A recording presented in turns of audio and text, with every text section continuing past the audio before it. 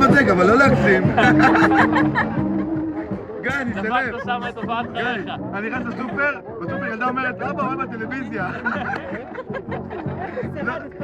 הסוכן היחידי שנשאר. יאללה. צריכים ללכת לכל בוטק נראה. איך אבל עלינו על זה, יאללה. הצעה הזמנה ב100,000 שקל. עשיתי לו הצעת מחיר ביום שבת, אני יושב, הצעת מחיר.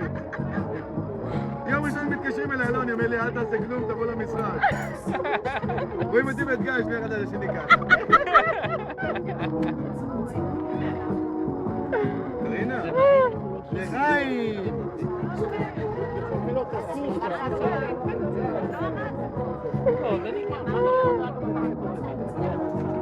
גיא, אתה יודע, אבל... זה עשה טוב, בטווח רחוק זה עשה טוב. עשה טוב? אני יודע. אני חושב שאני עובד איתם, פולקסווגן. את מה? פולקסווגן. המחירות שלהם קשיחים, אני בדקתי את זה שנה אחר כך, עוד לפני שעזבתי, עלו ב... רק בגלל זה. קרינה, די, נו מה, באמת, אני אסתלב כל בוטק, אבל לא להגזיר. זה אצלי במועדפים שם, כל בוטק. גיא, אבל מה שהרשיד אותי, שבחור התקשר אליי ואומר לי, תשמע, אני רוצה לעשות הזמנה של נייר.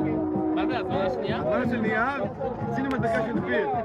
ודיברתי עם דני, אמרתי, דני, משהו פה מוזר. ואז אלוני גם, אלוני לא אהב את זה, אבל אמרתי, אלוני, יש פה משהו מצליח. אז אמרתי להם, בוא נבוא למוסר שלכם, בוא תראה את המוסר, הוא אומר, לא, זה הפתעה לי, אשתי, אני פותח, אתה פותח מוסר, בוא תראה לי. הוא אומר, לא, זה הפתעה, זה הפתעה, זה הפתעה, ואז הם תקרא לנו.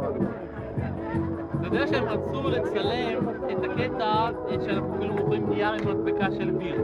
כן. עכשיו, היה לנו את ההקלטה של המחסן. נכון. עכשיו, הוא ביקשו מדני, תשים מדבקה של ביר, כי הוא רואה את התנועות, ודני אמר, לא, ככה רואה את התנועות, לא, תשים, בסוף דני הולך לארון, מוציא מדבקה של ביר, ואז מנסה לפתוח אותה, לוקח 5 דקות לפתוח. ואז אתה אמרת לי רפי גינת שלא.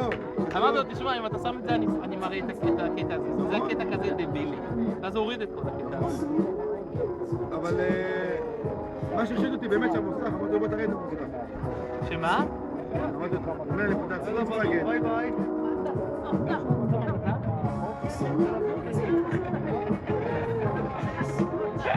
אמר לי פולקסווגן, אמרתי איך פולקסווגן? בחדרה הוא אומר לי פותח. פולקסווגן בחדרה? מותר לי. לא, זה שיפוטים, זה הפתעה, זה ככה, זה ככה. זה מה שתיקו. תביא לי את התיק!